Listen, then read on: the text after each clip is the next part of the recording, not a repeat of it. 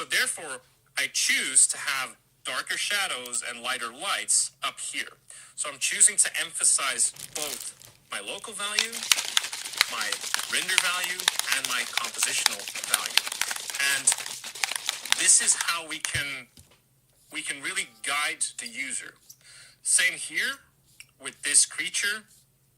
It's moving day, and I'm so excited that we're moving from New Hampshire to New Jersey, and we couldn't have done it without Piece of Cake. They truly made it a piece of cake.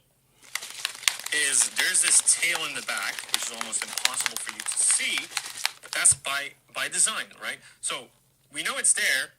I gave it a certain local value so that you still understand that it's like the same. This should be the same, or like this yellow and this gray should be the same as what we're seeing in the foreground, but I'm giving it none render value, like nothing in terms of render value. I don't want you to perceive that as something very three-dimensional, because compositionally that doesn't serve me, right? So I'm leaving it there with just a dark local value, no render value, and compositionally it has value. It's very dark and it's in the background. And everything here.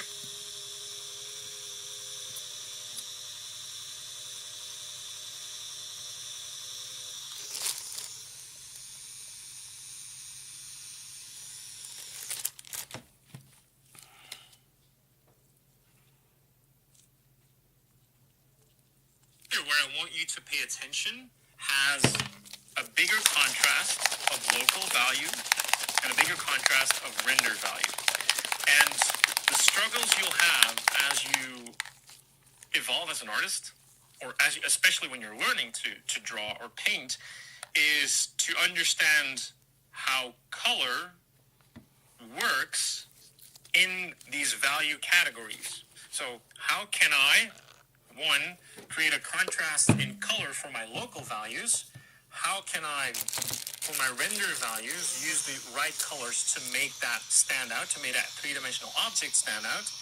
And how can I use color properly to also create a sense of compositional value? And this is where color becomes very powerful, because in this case, we have a cooler surrounding, but we have a very, very warm focal area, right? And the more we fade away from the focal area, the colder these warm colors get.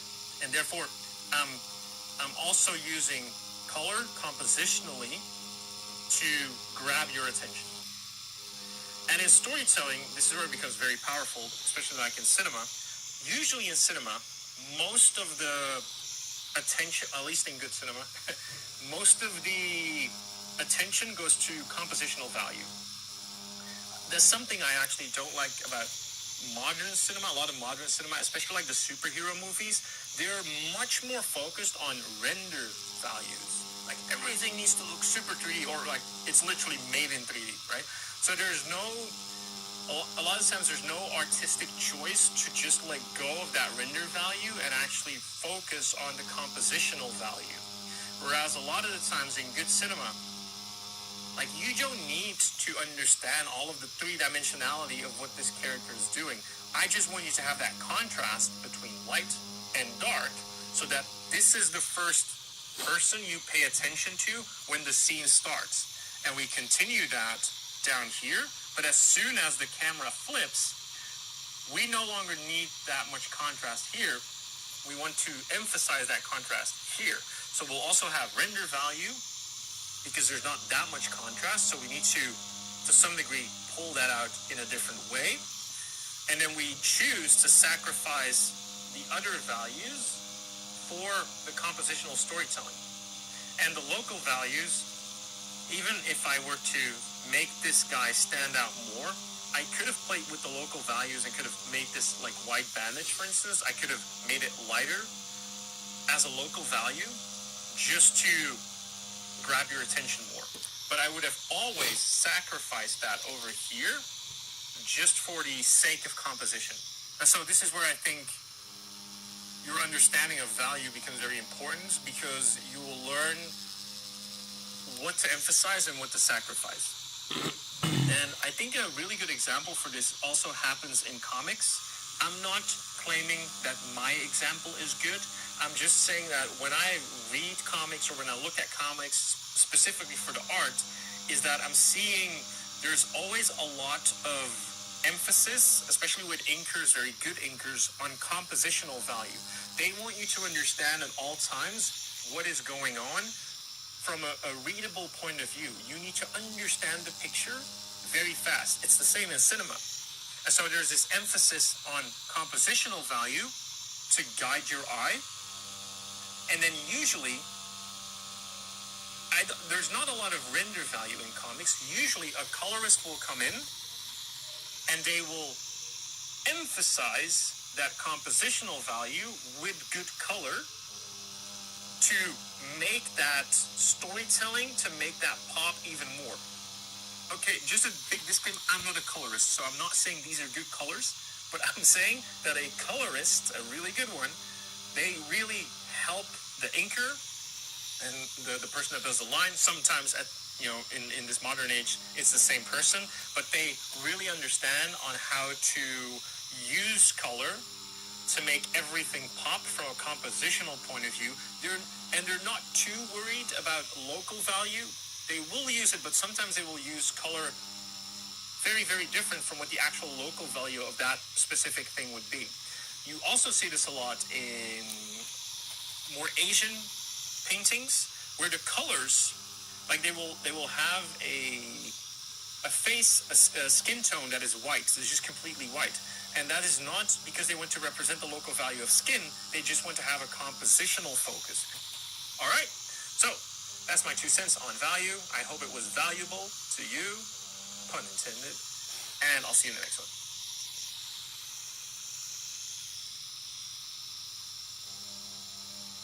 File your taxes 100% free in the app if you didn't file with us last year.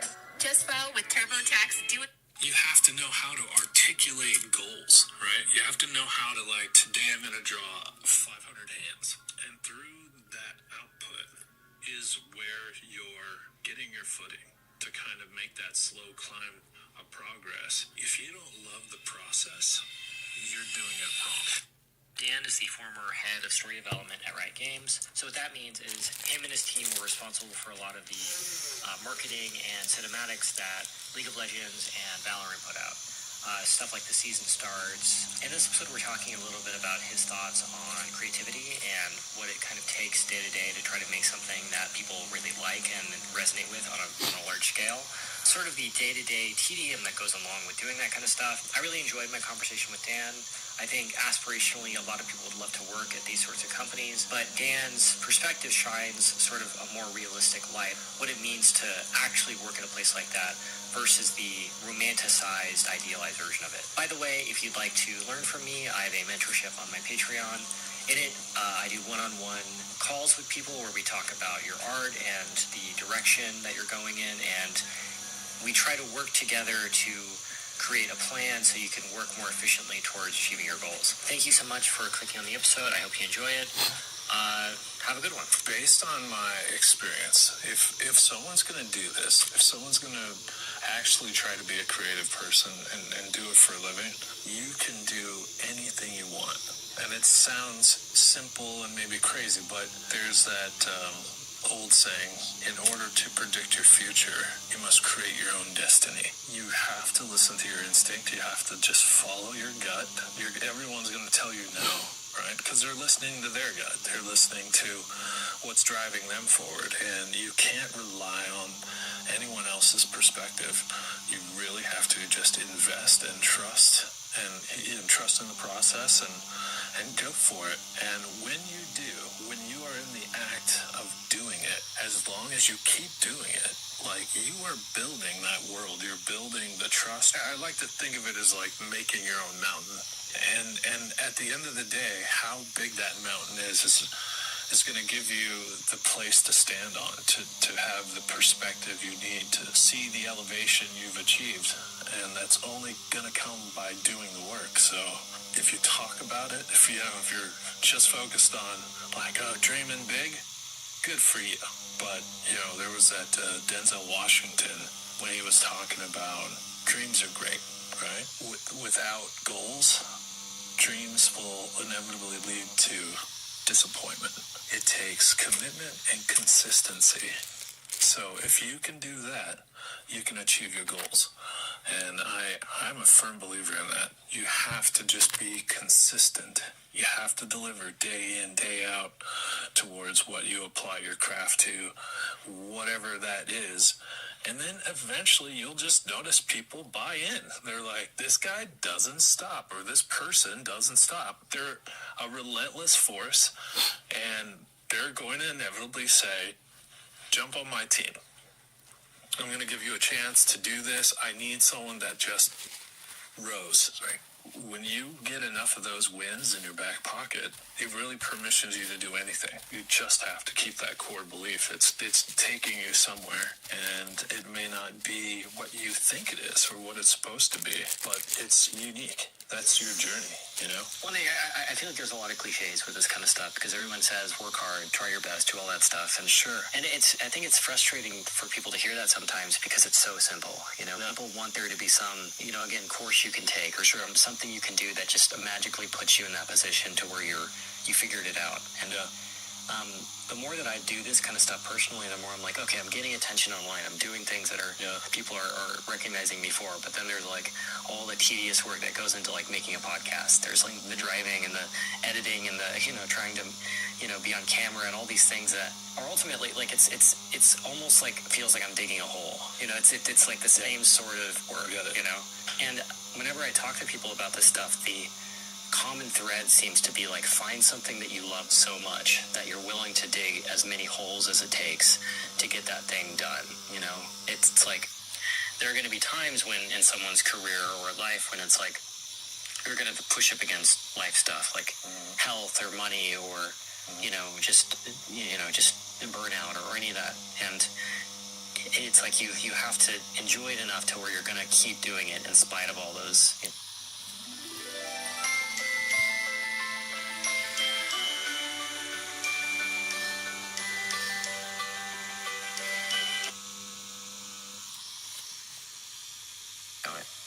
Those life things. Yeah, there's that. Okay, there is a saying, right, that the journey is for the soul, and the applause is for the ego. So, if your goal is, I want to be rich and famous and everyone to know who I am and what I've done, I would say that's the wrong goal. Like, if you don't love the process, you're doing it wrong. Yeah. You know, you have to wake up and go, I love drawing, or I love writing, or whatever that creative outlet is. It's that moment that you live for, that moment of creation, you know, as you're getting through it bit by bit. That's what you're looking for. That's the thing that feeds you to make something interesting that day or that moment. And I do agree with you. Those can seem like those big kind of like, you know, just dream big and one day things will happen. But you have to know how to articulate goals, right? You have to know how to, like, today I'm going to draw 500 hands. Tomorrow I'm going to draw 500 feet. Tomorrow or the day after that I'm going to draw faces all day. And through that output is where you're getting your footing to kind of make that slow climb of progress. And then at the end of the day, when you look back after a month and you go, man, I drew 10,000 hands, I drew 10,000 feet, and I can see the difference of the work and what I'm doing. It's in those little micro expressions where you're exploring and making mistakes and knowing, like, I would do that, I don't want to do that, I'm going to keep doing that. That's where those evolutions come. And you know, if you've taken that long walk and you're just looking forward and you're making those kind of micro goals of like, let me get to that telephone pole, and you're not really tracking how far you've gone, but then you look back and you go, holy crap, I just walked like 25 miles and I didn't even see it, because you're just looking at your feet and you're moving forward. But that progress is what's changing you bit by bit. So, like, you know, as a creative, if you're going to do the work, that's the work, taking that step. Every next step, you know. I think part of the effort is not being nihilistic about it, Right. because I think it's so easy to talk yourself out of like doing those hand studies or their head studies and be like, oh man, looking at that distant peak of, you know, working at a job, like working at a big company or something, and being like, oh man, one day I could do that. You know, oh man, I shouldn't be doing this. I should be, you know, applying to jobs or something when you're not quite ready. And Right. so, like I've been talking to a lot of people who, you know, do like anime prints and stuff, and I think like the common thread throughout those people is like they were always the people drawing like a Goku in the margins of their math homework in third grade or something. Right. Yeah. And it's like, you know, to say logically that them doing those duels in the margins of their math homework inevitably led to their career in a more meaningful way than doing algebra and all that stuff. At the time, it seemed like complete nonsense to say, but when you take it to its logical conclusions, they're making a lot of money selling prints and all that. It's like, wow, of course you should have been doing that the whole time, you know? And yeah, again, I think with a lot of creative endeavors, you almost have to like not think of it logically. You have to just follow the passion and follow the process as much as you can to keep it, you know. Passion forges expertise, right? And then that know-how comes from that place where you've drawn that hand a bunch of times. And the fact that you can draw it instantly the way you want to, it came to you because of the work you did, you know, through those drawing in the margins moments. It comes back to you, and that's where it really begins to serve. So when you are on that big project, the reason why people begin to trust you to do it is because you can recite it, you know, when it's needed, and use it the way you want to. That's where all that practice really pays off. So you got to do it every day. You know, you got to just love it. And it's not glamorous. I think, yeah, it's horrible a lot of the time. Right. Yeah, dude. Yeah. I don't think people like truly understand. You know, they look at the end result and the success, and they go, that anomaly that what they define as success. Like, I want that. I want the end result. But you don't realize that you're giving up your relationships with people, your time to learn other skills, and, you know, going and enjoying places. If you really want it, you forgo all of that for the moment where you can create that thing. Absolutely. Well, I think it's something I have some mentorship students that I talk to, and I'm constantly talking to them about, like, if you want to learn how to draw really well or make art really well, you have to, like, knowingly choose between jet skiing and like hang out with your friends and do all this stuff and drawing, you know? Yeah. Drawing has to be so interesting to you for whatever reason that you have to choose it over jet skiing or skydiving, you know? And it's like, that's a pure interest thing. That's like that's the battle almost, is making that thing more interesting than every other decision you can make.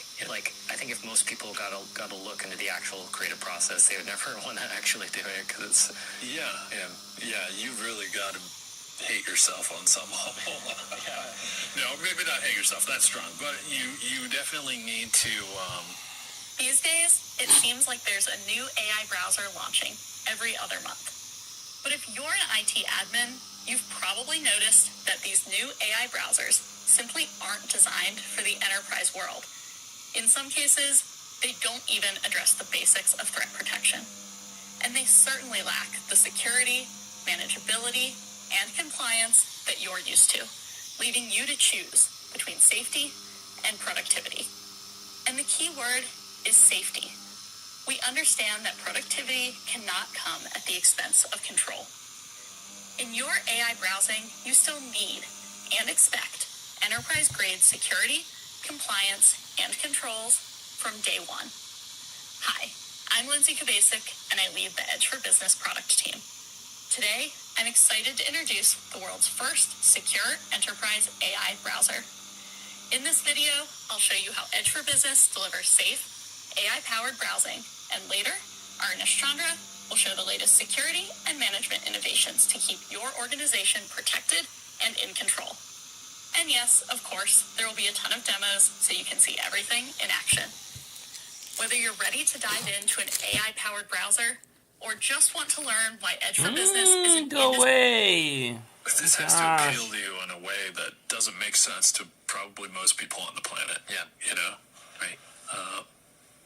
spending a lot of time Fucking doing gods something on like this YouTube. when it's nice outside and you're like, nope, I'm gonna stay indoors. I'm not leaving my desk for 8 There are hours. some, it's like, That's unusual. Yeah. I understand they're like Well, and 15 I think seconds. the other part of that is like balancing the But those practical one, if you nature don't push of being a nothing, person, they like keep having going to for pay like bills, 20 having minutes. to survive, having to have health insurance and all that. And I think like you have to be creative and you have to do what you love, but you also have to balance. You have to survive. The way it is And an at a certain interview point, to you're gonna have a to make a compromise Riot art on what director. you'd be doing if you had the choice to do anything to, sell your services to get an income to pay rent. Riot That's true. Games art business director. is a huge factor. If any artist is going to learn anything, you better learn business 101. How to make your work for you. If you're going to survive, you've got to know how to put that work to work. Selling prints, getting your store set up. How many times can that drawing pay for you? What's the return of investment for the time that you're taking to do it? If you can market it, share it, sell it, that's what's going to afford you the opportunities to keep doing it. Especially if you don't want to work for a big studio. Not that I don't appreciate big studios, paying your wages for a living, but you come to a point where you want to do your own personal work. And get paid for that. Yeah. Well, and I think it's always like it's different things for different people. I know people who would never work in a studio in a million years, and that is their thing. They love doing it. And it kind of goes back to the subjective nature of this stuff. Is I think success is so just in the eye of the beholder. Like it's really up to you to define. Sure. What does success mean to you? Does it mean you get to paint every day? Or does it mean you get to own a house in Laguna Hills or something or whatever? And it's like both are success depending on who you're talking to. Mm-hmm. I think it's easy to potentially like fall into listening to conventional wisdom or like when you have kids or money or rent on the line you have to make. Listening to those things gets a little bit easier. And having to make those compromises and all that kind of stuff. And I guess for me, where I'm at with everything that I'm trying to do is like I'm figuring out how to get views on YouTube and trying to figure out like, I can make things I think at this point that people will watch, but the next step is like, okay, what's the business here? Like, how do I turn this into money? Because it's like, I love doing these podcasts and their interviews, but there is that compromise of like, okay, what's the next logical step? Yeah. No, I think that's the big hustle. I mean, things have changed so dramatically. I think even over the last 15, 20 years of doing work, like you didn't worry about having a YouTube channel, or thinking, what am I doing as an influencer, to get people to think or do or act, in a way to get behind your products. It wasn't like that. You just kind of like did your thing, So it's interesting the new challenges that are kind of coming along to where artists can like be self-sufficient behind the work that they do in a new kind of commerce space altogether. It's fascinating, Yeah. I think there's a lot of really good benefits to it, like being able to not have to rely on an employer and to be able to make the things exactly the way you want, but then having to take on more responsibility and worrying about shipping and manufacturing and distribution and, like a lot of my life is figuring out file management. So like managing like this podcast I'm recording right now is going to probably be 200 gigs. Jeez. So I'm going to have to figure out like, okay, where is this going to go? Which drive is this going to go on? It's like, okay, and it's like it's a technical problem and that costs money to try to solve. And that's huge. Didn't realize that much. These cameras, dude, they spit out your files. But, wow.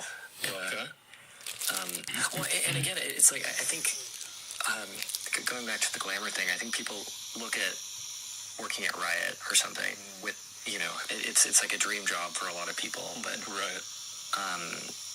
It's like you get there and there's still a lot of, like, it's still a job, and there's still like another, like a next place to go to. Yeah. Well, it's funny, in the halls of Riot, things changed dramatically over the course of a decade. Yeah. Like to go in when it was a garage band, like a certified, no one knows what the hell this thing is even going to be, to where it became this well-oiled machine that just churned out content and, They have HR, they have health insurance. Yeah, I definitely switched gears into another space of a different mental space where you had all this kind of like corporate oversight and, worrying about every nickel and penny. And, it's like, wow, the evolutions that we went through and all that process. Presenting Odd Pieces. That looks so cool. What is it? It's a new kind of puzzle. I've played puzzles before. Lots and lots and lots of puzzles. This is different. We love puzzles, But the experience is always the same. so we wondered, how do we make it more fun? More exciting. How do you make a puzzle surprising?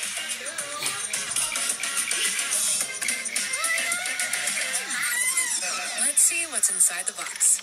Odd Pieces is a puzzle with original artwork and 1,000 pieces. It's a Wimble Builder, a comic book, a treasure hunt with mysteries and secrets. Oh, and the picture on the box is different from the puzzle you put together. Wait, why would you want to build a puzzle if you don't know what you're putting together? That's what makes it more fun. Every piece is a clue. Things change. Characters. Yeah, whatever you think it is or was or should be, it will probably disappoint you in some ways and surprise you in others, but I think every major studio, wherever you think you're going to go, if you don't have what you want to do in mind, like when you approach these places of like, what do you want to get out of this? Yeah. What challenges are you trying to overcome that you're going to make this place better?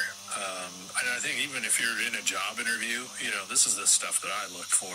If you are trying to apply to those places, I'm looking for people that are going to go, I see what you're doing, and I see you don't have this or this yet. I would love to solve that problem. I'd love to dive into this. This is how I can do it. I offer these skills to challenge those things and to do those things. That's what I want to do when I get there. Like, I'd hire them, right on the spot if they were talking to me like that. And it's not necessarily having the best work. Right. Yeah, it's like, I think, again, I spent a lot of time in, like, academic ateliers and stuff. And, the focus on drawing skill, I think it's important, but it's like, you don't need to be Michelangelo before trying to make work. And I for anyone that is listening to this, I'm sorry because I mention this all the time, but I have Richard Taylor on my podcast. Okay. Which I'm like a giant fan of Richard. And, he was saying that, like, when he's hiring somebody for Weta, he would look at their portfolio and then he'd flip to the back as fast as they can just to see if they did any work on their own. It's just to see if, like, what are they thinking of outside of the courses, And it's like, even if it's bad work, it's more impressive that they get to see their voice, because it's like, who is this person? Like, beyond the instructional stuff, beyond the things that you can, like, tell someone to do. And it's like, that's again, you might be, I think people might be surprised on how valuable that actually is. 100%. Seeing someone's doodles in the margins of their math homework actually might meaning more than their finished illustrations. Just that conviction to finish the thought on their own. No instruction, no guidance. They have the vision to see what it is they're trying to convey to the audience, I always appreciated that. That's money in the bank. These are the people that I know that are going to push the envelope, that are going to, like, drive progress forward with their team, with themselves. Like, they're always going to be pushing, and they're going to push themselves to that finish line.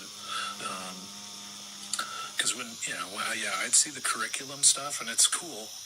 That tells me you can do some work, but, what are you thinking? Yeah, because at the end of the day, art is really just your process of thought. Like, everything that's created is the end of a thought, right?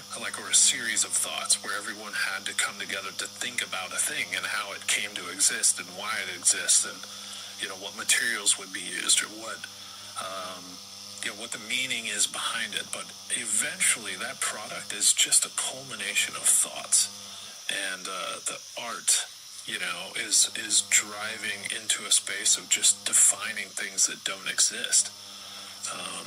So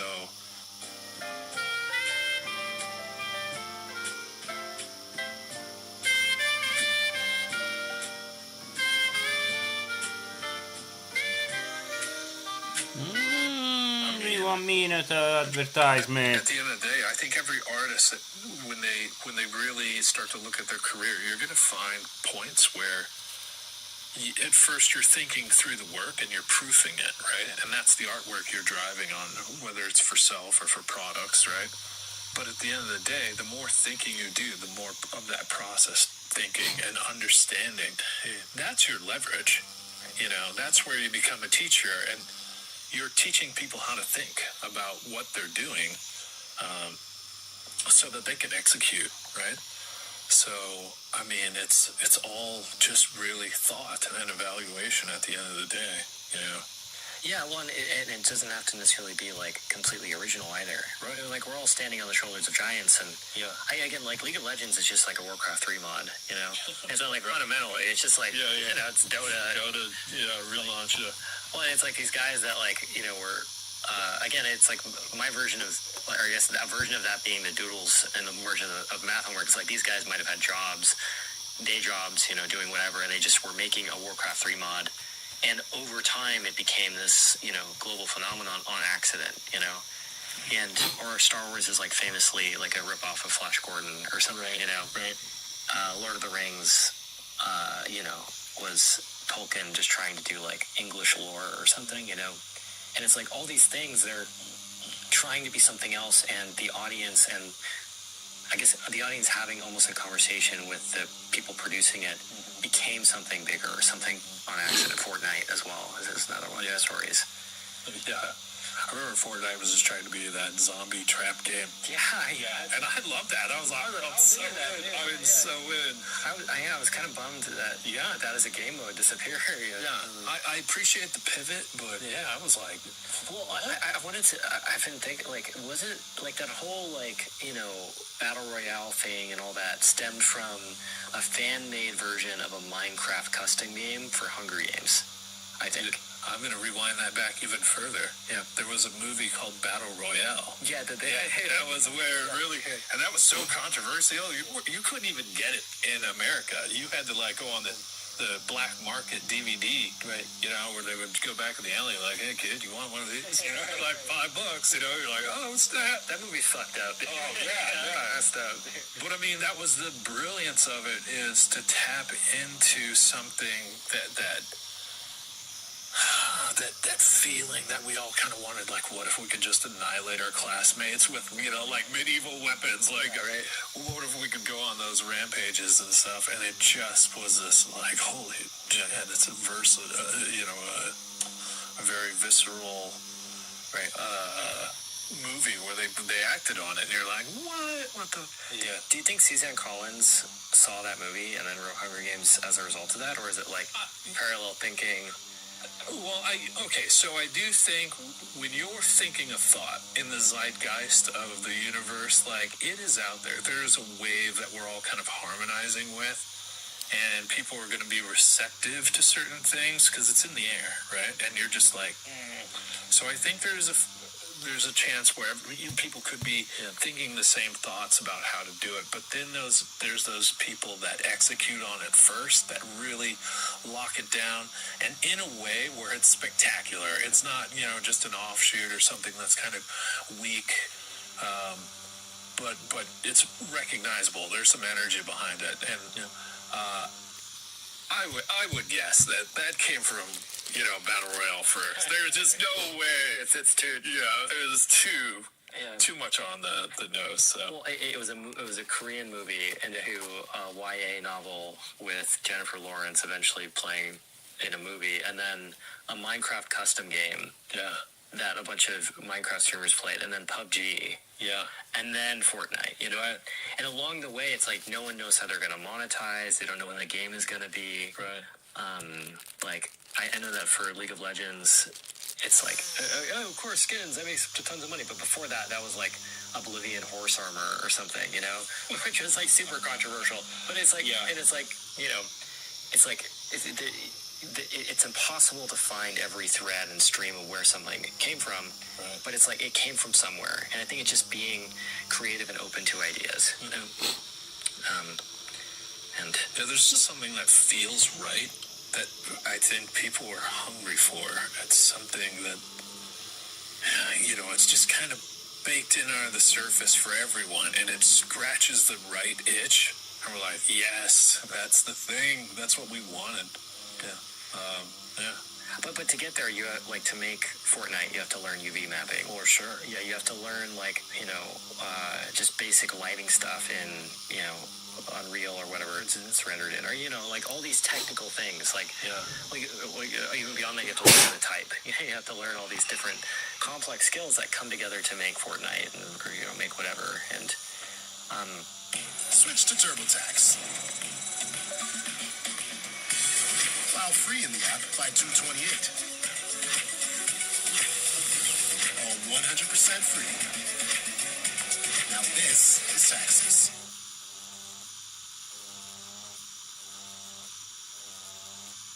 Never sue the other driver after a car accident. There's a better way to get paid a way bigger check without having to go to court or pay expensive upfront legal fees. Listen, if you've been in a car accident in the past year, even as a passenger, you could be owed a significant cash payout. While most victims are struggling with insurance companies and lawyers, others are receiving 6- and 7-figure payouts without ever stepping foot. And they were in a unique space tonally first, right? So I mean, obviously they made the zombies more friendly. The way that they kind of approached it, the look and feel was built in a way. So even with that pivot, it wasn't a hard push to switch that style, and the audience that they were targeting played right in, Right. you know.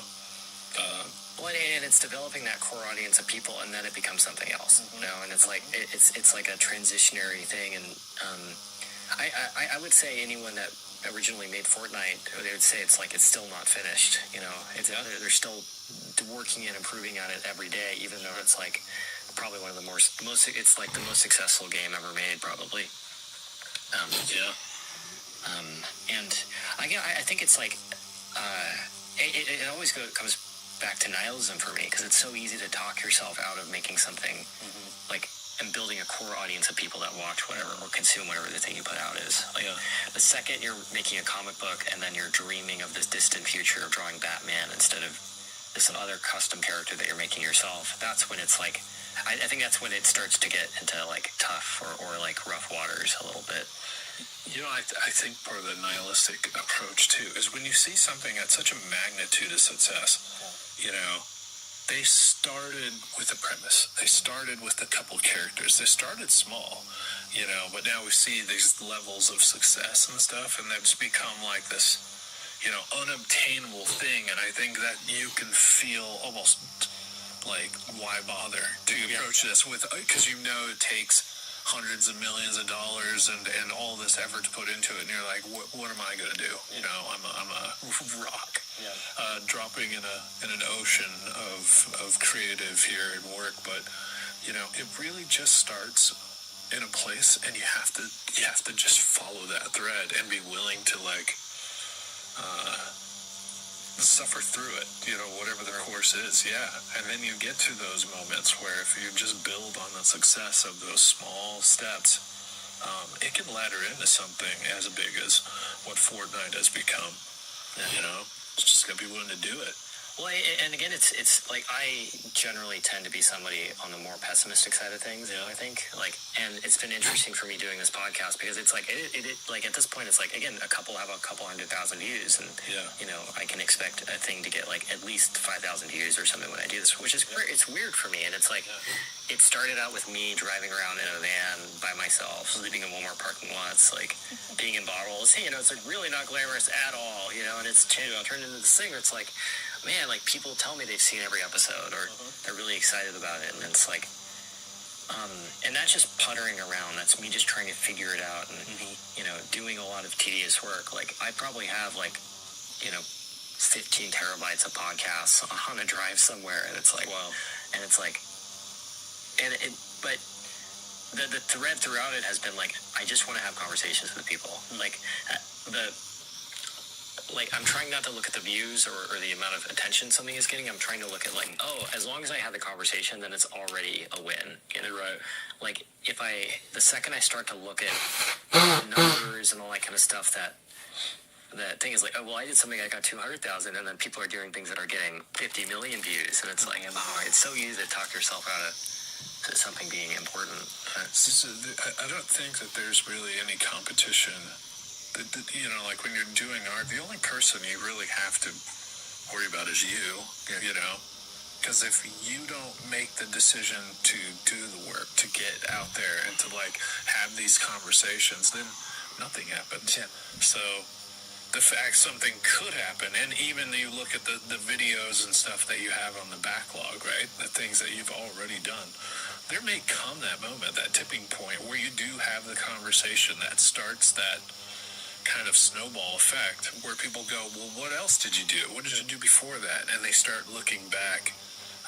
I remember, honestly, the videos that we first started making at Riot, right, for the marketing team, dude, they'd get 1,000 views, 10,000 views. I mean, but it was us trying to figure out, what do we make it?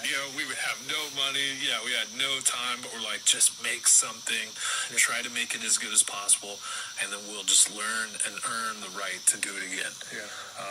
And then the next thing you know, in a week's time, we have 100 million views on a video. We're like, what the fuck? That's bananas. Yeah.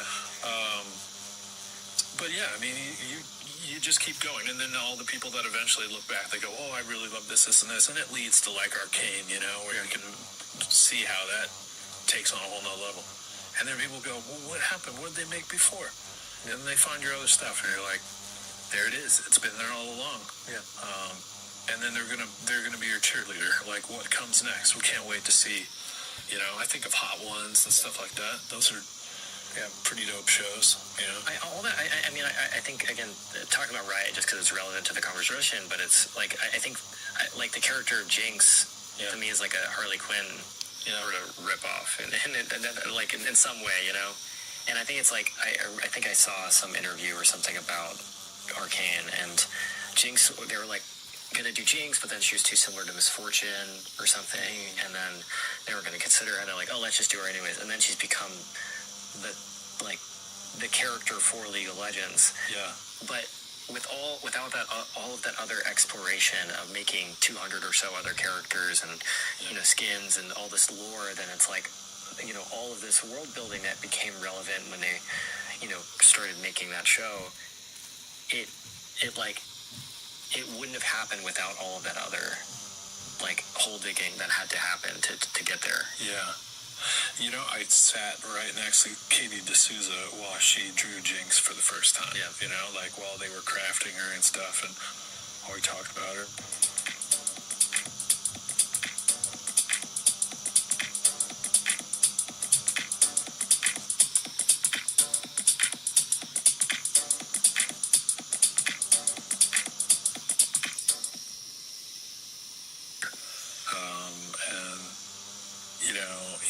All the iterations of Miss Fortune and what she went through over the years. It's fascinating where they were and just the transformation of the characters and how they kind of found their spot.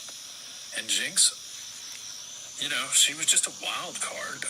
No one ever was talking about her being the Harley Quinn or the Joker. She was just a maniac, and it was to see how the discussions went to keep her really skinny, right? And she was on a bender, with the dark circles around the eyes and everything. It just really played into such a niche. I mean, from day one, everyone in the studio recognized she's gonna be dope, right?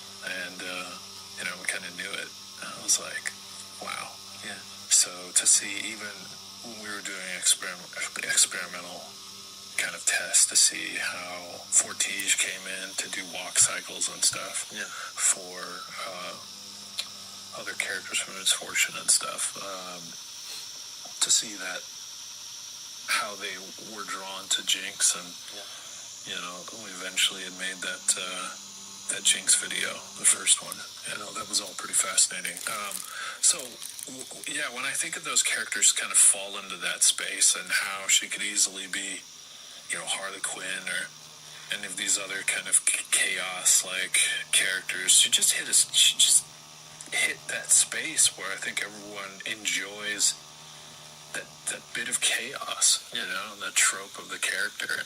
I mean, she's just appealing as a design as well. So, I don't know. I've always liked Jinx, man. I'm looking right at her figurine over there.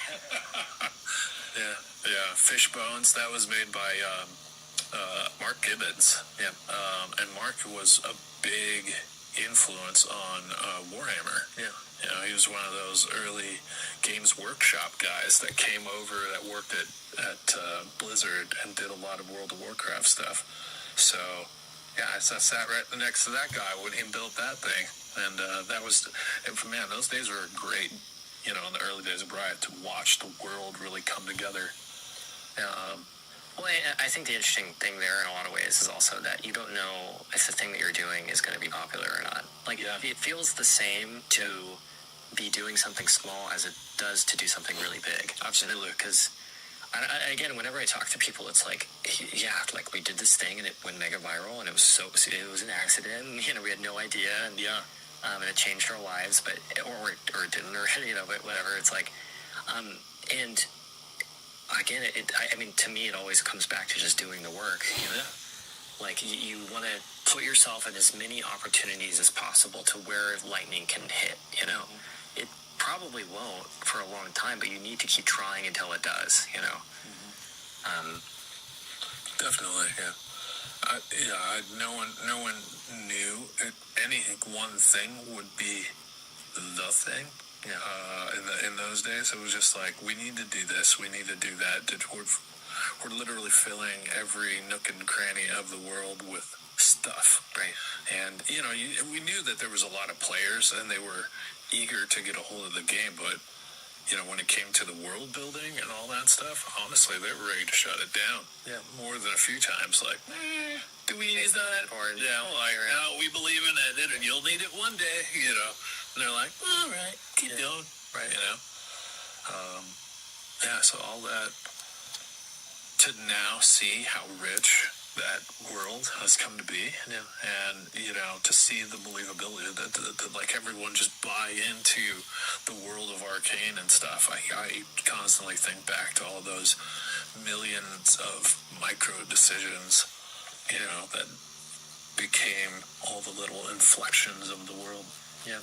Well, also the things that didn't work also are equally as important, you know? Yeah. It's like I don't know, I did mention this a lot on these podcasts as well, but they're in the Beatles documentary, Peter Jackson, when Paul McCartney's writing Get Back, and he's just strumming and just like he's mumbling to himself in front of everybody, and it looks ridiculous. And it, like if you saw him on the street, you'd be like, "What this?"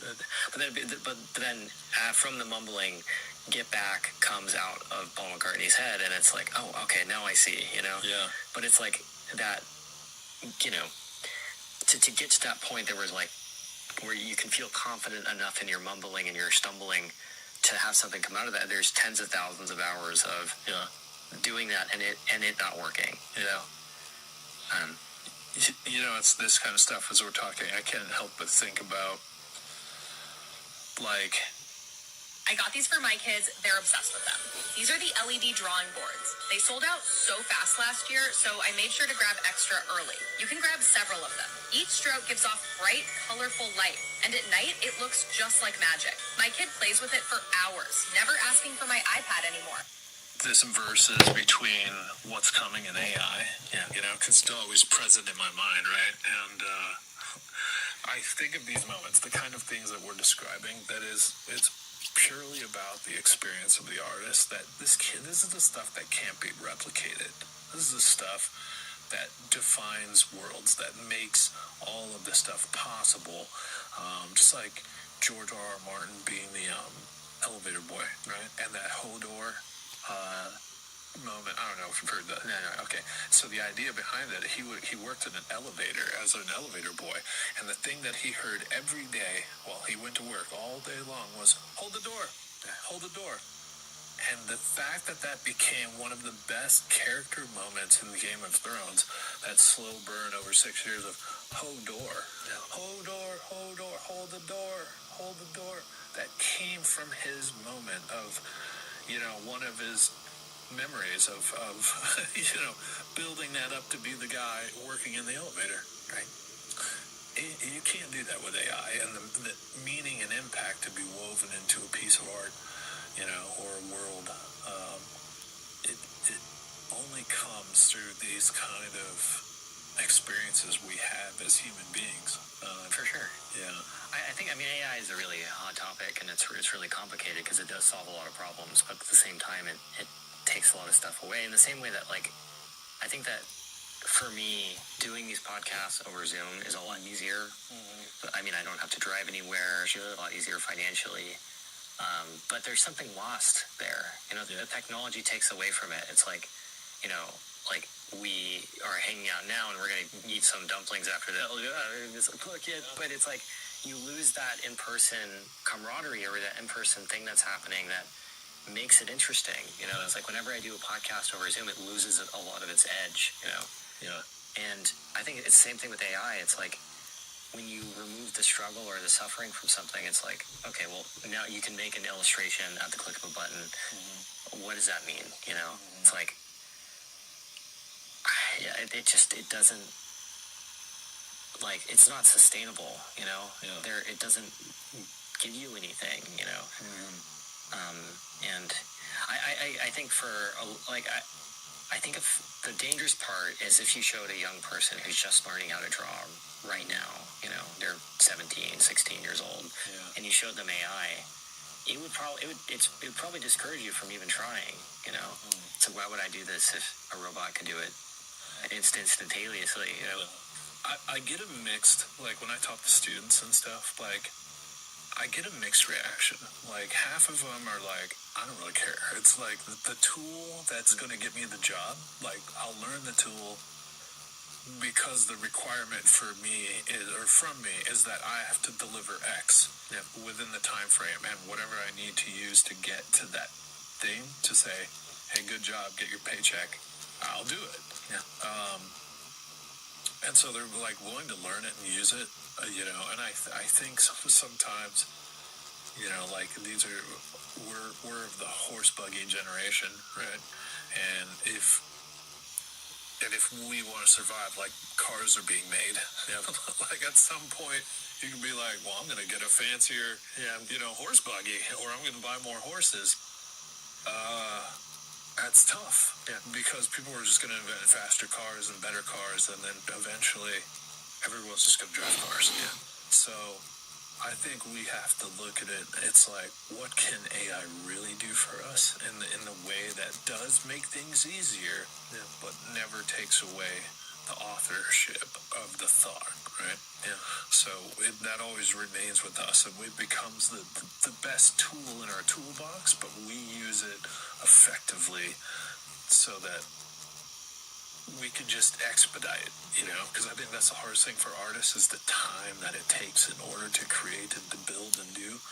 And if you can only do 6 paintings in your life, they better be, the paintings that you really want to make, right? But if you can make 6,000 paintings, gives you a lot more room to explore and do. And I think ultimately artists want to explore more of the world and see more and try things and experiment.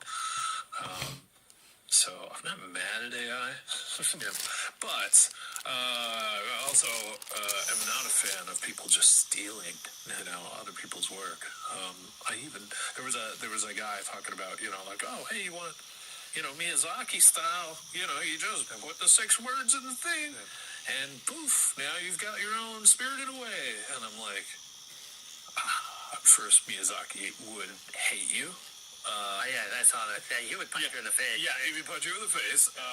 But then, also, you have no idea what the value of that is that you're really looking at. You have a whole studio of people that have busted their ass to create this very unique look and feel to kind of create their own corner of the universe to say, this is how we see the world and how we want to tell stories through this lens.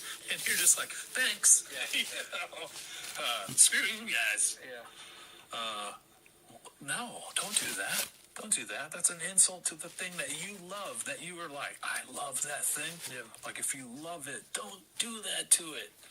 Well, it's complicated because there's nuance to it. Because if somebody wants to make something, I would say to copy something else to start, Sure. but in a different way. Yeah. And I think it's like, Are you looking for the ideal drone to start your flying journey? Meet the AirView drone, a drone for beginners with the most. yeah, I think AI is just so easy. Yeah. It's so disruptive to the creative process Yeah. in terms of just suffering. Sure. That I don't know. Like, I suspect at some point in the future there's going to be something made with AI that's going to move me in some meaningful way. Totally. 100%. But it's not going to be the billionth reimagining of Lord of the Rings characters as different actors. It's like, I don't need this new, Leonardo DiCaprio's or Aragorn. It's like it's not that important to me.